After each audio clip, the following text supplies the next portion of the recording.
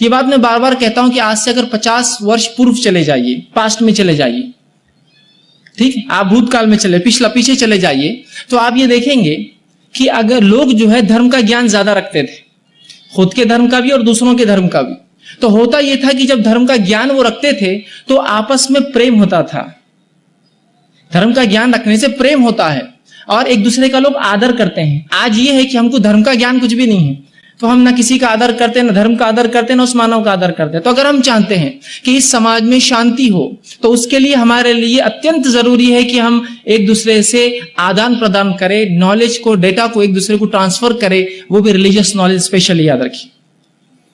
तो 50 वर्ष पूर्व हम देखते हैं कि लोग हमसे ज्यादा धार्मिक थे, हमसे ज्यादा धार्मिक थे। इसकी बात सब कहेंगे, हाँ मेरे दादा परदादा बहुत ज्यादा धार्मिक थे, मैं उतना नहीं हूं, सब गवाही देंगे। मुस्लिम बोलेगा, हिंदू बोलेगा, सिख बोलेगा, ईसाई बोलेगा। तो वो ज्यादा धार्मिक थे और कम कम्युनल थे। हम कम धार्मिक और ज्यादा कम्युनल है।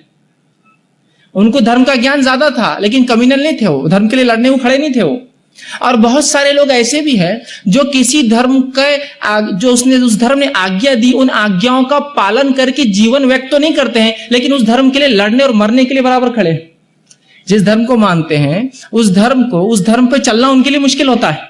तो धर्म पर चलते तो नहीं है लेकिन हाँ, धर्म के लिए मरने की बात आई तो मैं सबसे पहले खड़ा हुआ रहूंगा उसके लिए। एक अजीब बात है।